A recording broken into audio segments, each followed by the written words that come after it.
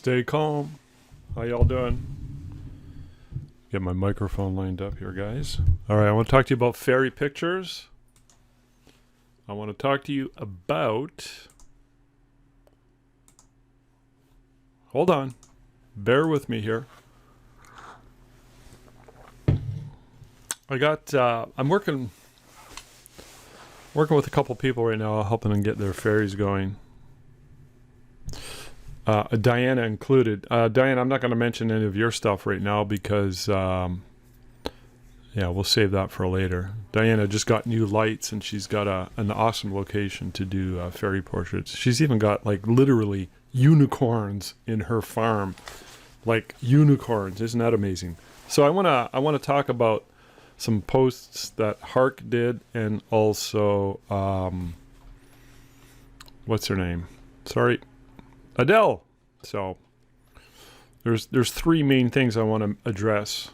One, Hark's posted a video on these three sets he has in his studio, and then you did some other posts, and I want to talk a little bit about posing and lighting, and also I want to give you a quick analysis for Adele. I want to give you some suggestions, and I want to say first of all, I think you're all doing amazing stuff, and a lot of what I'm going to say, some of it I'm kind of looser on insofar as my beliefs, insofar as how deeply ingrained they are, and some of them are more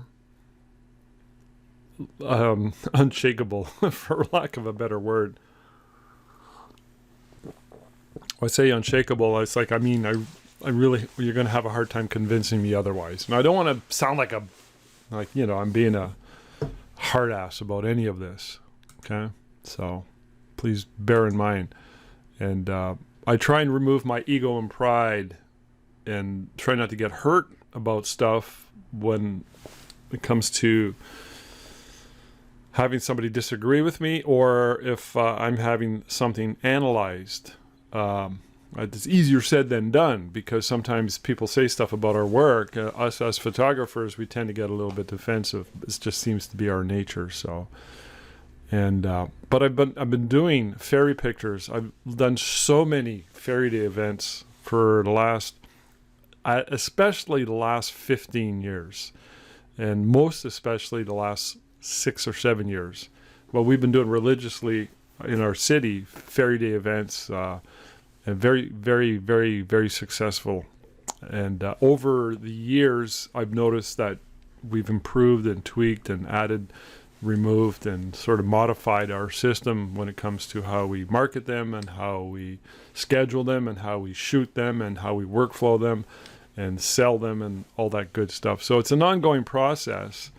And I'm always trying to find little ways to improve it, because to me, it's one of the most amazing things that we do in our photography business. Like, we have a fairy day event. Let me show you this. This is our next weekend coming up, right? This is how, wherever you see red, that's a prepaid fairy session. $97, they get the session. We book them 30 minutes apart. And this has been booked out for weeks and weeks. We had to stop advertising. So they don't have to buy more, but I can guarantee you 99.5% of them will buy more. So our average sale, do the math. Here we got 38 sessions booked over 3 days. And I don't know what the average is, but you can kind of guess at what it would be on your ability to sell and the quality of your product. So in the analysis I'm going to bring to you, Hark, and also to Adele, and to future analysis for Diana. Diana is, she's just literally starting out with this. She's trying to make progress. So we'll talk about her stuff later. So the stuff I'm trying to discuss or suggest, it's all to help improve. And I want to bring up some concepts beyond lighting, posing, marketing too. Okay. Look at this. This is the week after. This is our fairy day in our city, and we're still running ads on this, so we're still getting calls all the time. All right, so I'm going to start with Adele's picture, Adele is new into fairies, and obviously she's mimicked a lot of what we're doing. Same backdrop we have, and you've got some really cute dress there. I'm not 100% crazy about the wings, but they'll do. They'll do. Everything is working in your favor. I like what you've been posting, Adele, although you did post, I think, a newborn shot, and to me, a newborn on a fairy day. I'm not sure about that. A fairy is an experience, okay? This is something that is becoming clearer and clearer to me. It's an experience both for the child and for the adults, the mums and the grandmoms especially. So I always keep that in context, and I'm going to bring that up again in a minute when I talk about Hark's stuff. So this picture, from what I gather, Adele, is really nice. There's two things I want to do, and it's mostly to do with posing. I look at her, she's right in front of this plant. See this spot right here? You got a clear zone. I always try and pose them in the middle of the clear zone. And her left foot's not showing. This is something I'm always hyper aware of. Fingers, hands, elbows, arms, knees, toes. If I can't see her toe, I'm going to stop and I'm going to reshoot it. If I'm going to do this pose, I would probably put her right on, or put her, at least her foot in front of the plants right down here. And this is my daughter. Because I want all that stuff to show. And I either move this plant or just have her in a clear zone. The lighting is almost flat. I could see shadow right here, which means the lighting's coming from the left. For a pose like this, because you turned her sideways, which I rarely ever do, by the way. I do once in a while, but I rarely ever do sideways poses. Let me show you the pose that I would suggest for this kind of a look. Let me find something. I would want her, I don't know what I'm doing here. I'm just going to see if I can find something. There's got to be something in here. Boom, boom. Yeah, there. I would face her to the camera. Look, her toes are showing. You know, and see how I got this clear spot in behind her? That's where I'm posing her. So, there she's sitting on the mirror. Yeah, we'll talk about lighting in a minute. So that's what I have to offer about that. Make sure the toes showed. And oh, by the way, if you're going to do, this is considered a profile. So whenever I do a profile, I try and get the light. Yeah, I don't have any samples here. Try and get the light coming from behind them. I suppose an example of a profile. See, look at the lights coming. This is kind of a profile. It's a 3/4. The light's coming more. I move the light over a little bit more. I don't like moving lights when I'm doing fairy shoots, but I will once in a while. If it's an older girl, then I can sort of like, she'll sit put for me, you know. If she's too young, I tend to not. So this pose here, I was going to say this is almost a profile line, but it's not. Okay, never mind that. Anyways, I digress. So Adele, you're on the right track. Tweak, tweak, tweak, modify, constantly be finding ways to adjust the posing, the lighting direction. I got some videos of me during actual shoots. I don't know if you have my fairy program, but it's if I were you or anyone else, I'd watch those videos of me during actual shoots. I'm hoping to be able to do one, maybe a live stream. That would be really cool to be able to do one this weekend. Hark posted this, and I'm going to talk a little bit about it and your other post where you showed your 3 different sets for fairies. So you're definitely doing some amazing stuff with your sets. This is absolutely spectacular. I'm not sure. Did I make a comment? I did. Yeah, here. I said, do you want feedback using overhead? I mentioned you're using your overhead butterfly lighting, which I'll show you guys in a minute. I said,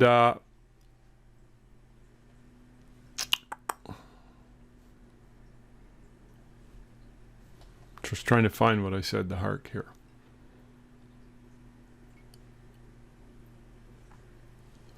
Well, I can't find it. Anyways, Here's my take on it. You're using this butterfly lighting, which means it's overhead, and I'll show you guys some of that setup. He's got it in the vid that he posted. I'm going to talk about.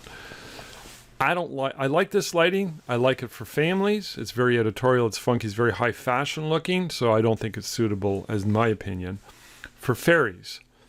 When I look at fairy lighting, I want classic. This is called modified loop lighting. So you see the lights coming from an angle. One side's got shadow, and there's always sort of that. It's almost like a Rembrandt, but not quite. The triangle for a Rembrandt is typically smaller than this. But I always try and get a portrait lighting. And the reason I do that is because it matches well with the experience and the overall look. The look of a fairy portrait and the experience of a fairy portrait is very magical. When they come in, and I can speak from experience when I say this, and this applies to the mums and the grandmoms too. When they come in, it's literally like they've stepped into this magical experience. That's why I think it's really important that the lighting in the room and the sounds, they have nice music, low-key lighting. It looks magical. They literally think that they're going to be transformed into a fairy.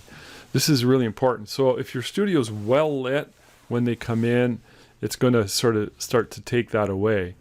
But anyways, I digress again. I want to mention that because I think it's an important thing to talk about. However, with the lighting, back to lighting here, I really want that portrait lighting. This is portrait lighting. See her head slightly turned into the main light, and you got this nice shadow. There's always, almost always, not always, but almost always, a shadow side, strong shadow side facing the camera carves out the face. You mentioned that you had your lighting in your comment, Hark, that you wanted to take the lighting off from the backdrop, which I don't understand. I don't know how that works insofar as taking it from the backdrop, because it would seem to me that it wouldn't do that. But whatever, maybe it does. Maybe it does. Maybe you're right. However, I still don't think that that's a good enough reason to use butterfly lighting for fairy portraits, because you don't want the lighting to go in the background. The lighting that I use is a large light source. It comes from the side, and it really controls the light, so a large part of it doesn't go in the background. I do want some of it to go in the background, but I want the background to be, and the overall scene to be dark and moody. I want the overall scene to focus in on the girl, the fairy. This is so important. And you add that as a result on top of the fact that she had the experience of going through the fairy session.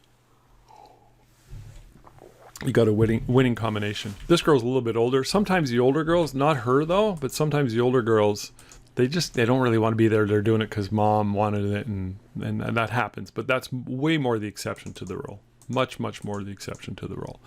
Most of these little girls are right into it. They're right into it. They love it. Okay? So let's go back to your thing here. So, that lighting is beautiful lighting, but I don't think it's suitable for fairy portraits. And you got the looking at the camera, big smile. I think that is probably, in my opinion, you can shoot me if you want, one of the worst poses to do. To me, it cheapens it. It's like, look at the camera, I'm smiling. It's too department store cliche. If a mom wants that, she's wrong. I'll tell them flat out. They're in my studio, I'm like, sometimes they'll say, look at the camera and smile. And I'll say, we don't really do a lot of smiles, especially for fairy portraits. But I have a lot of samples on my walls, and I'll say, hey, look at all the samples of all the children and babies. Not one smile. Look at all the fairy sessions we have. Yeah, maybe some slight smiles, but it's more about the mystique, the art, and it matches up with the experience. This idea of them just looking at the camera with big grins, I don't know. To me, it's wrong. So something to think about. Don't take it personal. when you create these amazing sessions, and yet the end result should be like I mentioned earlier in one of my posts. It's like a tableau. The tableau is a term that is used in theater photography, and I've been doing theater photography for 24 years now, and we use this term tableau all the time. So it's like think of the Saturday Evening Post, those famous paintings by that famous artist. They're like moments in time. Okay? Looking at the camera with a big smile is not that. It's not that. You're cheapening the product, especially considering that you've got so much invested insofar as the amount of props and the different sets that you have. Okay, I have to say that. So just something to think about. And if you're thinking, no, I'm wrong, if you're thinking, no, we got to have this because some of the moms want it, again, you can counter-argue, but I'm going to suggest that maybe there's something missing in the experience and your ability to sort of like direct them and be the leader during the photo shoot when they come into the studio and you first meet them to the very end. A large part of it is your ability to lead them. So when they come in, I connect with them and I talk with them and I instruct them and I have this discussion from A to Z. And this is something I take for granted. I'm good with kids. I've always been good with people. I did years and years of school photography in the early 80s and blah, blah, blah. And I've done so many families over the decades, and it's probably something that I take for granted and I don't really think about a lot. So I say that because if you're not understanding and or applying what I'm trying to convey to you, it could be because you don't have that area yet. I don't want to say the word accomplished or achieved, but it's like it's not something you're aware of and are able to say, you know what, this idea that we're going to be bringing them through this experience is legit. I hope I make sense. To me, I make sense. But I largely make sense because in retrospect, I can think back to go, okay, this is why it's working. Okay? So this looking at the camera, I mean, you got two beautiful young girls here, and they've got amazing dresses and those wings and everything in the set, and they're standing there looking at the camera. By the way, this girl looks like she's slouching. This is one thing I do when I'm working with them, especially, she's older. She's probably about 8-ish. Possibly going on 9. So I look at a girl like that, let's say her name's Adele. I'll use Adele because I just talked about Adele's work. I'll say, hey Adele, can you just get your back a little bit? I'll go like this. I'll go, just bring your back a little bit taller, and she'll go tall, and I'll go, oh, look at that. I have magic powers with my fingers. I can make you grow 2 inches taller. And I'll say, Adele, just lean in just a little bit. And I'll do this with my hands. And I'll ask Adele, say, could you just take your right hand and do this too? See her right hand? Bingo. It's just there. Okay? Her toes totally need to be fixed. So I would have her come a little more, I think she's on a mushroom, a little more on the edge. I would possibly put her left foot on the mushroom and her right foot tippy-toeing in the pond the way her baby sister is. And maybe have them lean into each other, just like ballerinas. Okay? For sure, this light has to go in her left hand. Has to. It's in the middle, way too distracting. So, Hark, you got a lot of stuff going on. Your sets are beautiful. And I know you're going to disagree with me on this one, and a lot of you guys will too. All my work's 100% half sepia. No one's ever said to us in the whatever 800 or 900 fairy sessions I've done in the last 15 years, not one person has come to us and said, I don't like that half sepia. And if they did, I would say to them, this is our look. It looks painterly. It matches the idea and the magic behind a fairy portrait session. And I'm convinced there's not a mom or a dad or a grandma on this planet that would go, no, I want it color. So I would highly consider that. And the reason I say that is because your stuff is very bright. Bam! It's in my face. There's a lot of contrast going on.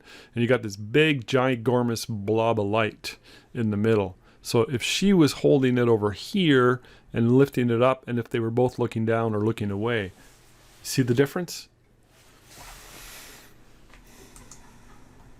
Okay, you got the on this one here. It's just your stuff is very, very bright. I don't know what it is. Maybe your backlight might be too strong, or your processing might be a little too contrasty, and or you might want to consider going half sepia.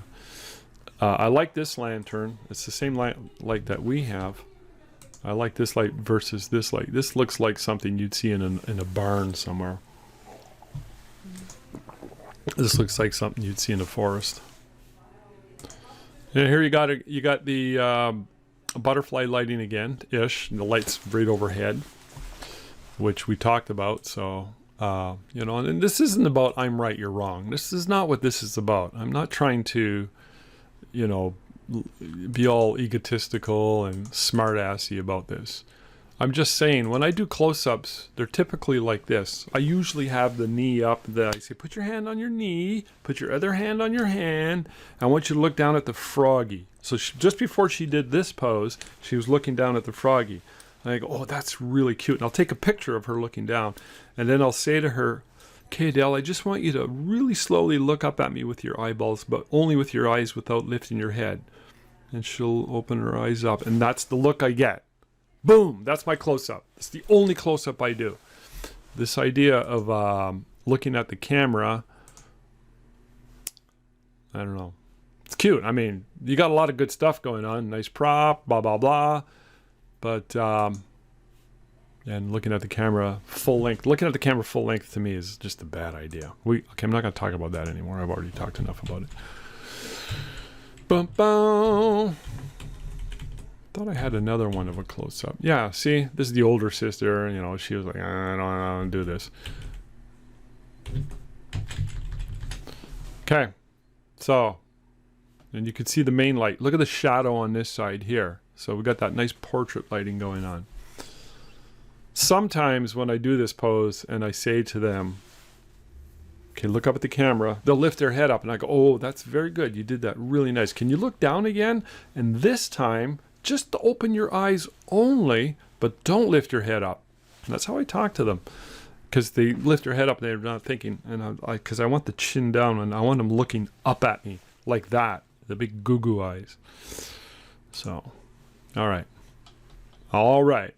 Yeah, this is why I posted this in that thread, Hark. I wanted to show you. This is the same idea. This is exactly what I did with the previous picture I just showed you.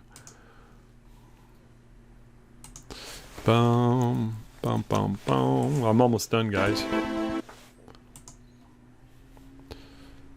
All right. I want to talk really quick about this here.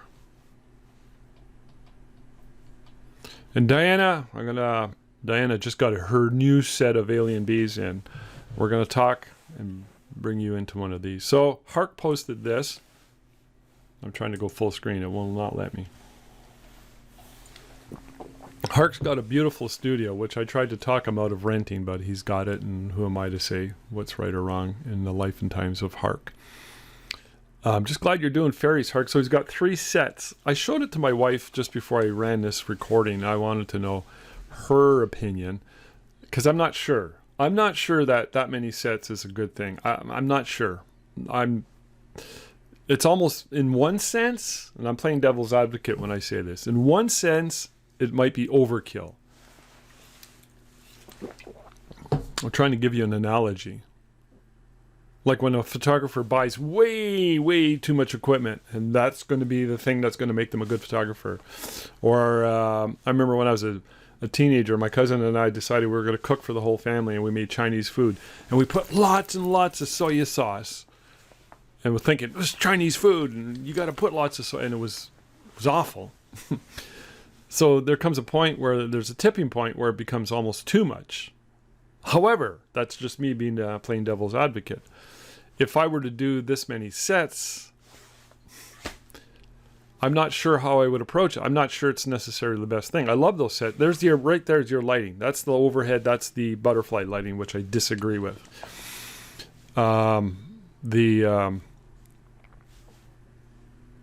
The thing that comes to mind is, okay, I've never felt compelled to have multiple sets. When I'm photographing a fairy day, I use one set. I have a lot of variety. We usually end up with 25 very highly workable poses. I'll maybe shoot 50 or 60 shots. I'll weed it down to, I don't know, 30, 20, 25, 35 at the most.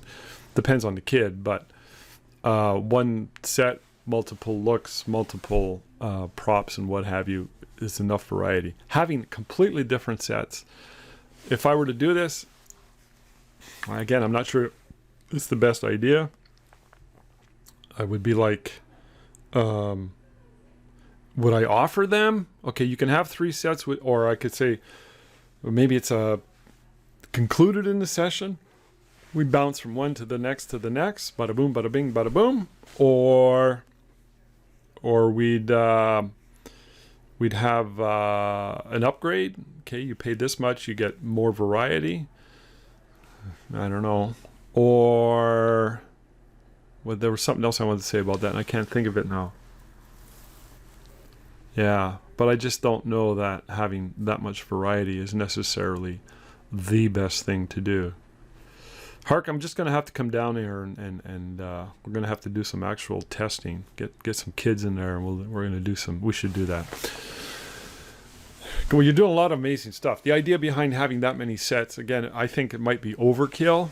You know, you ever go to a buffet like at those Chinese buffets, like King's Buffet? I don't know if you have those in the Mandarin, and you have this like from here as far as the eye can see variety of food. When I see that, I'm like, oh, it's too much.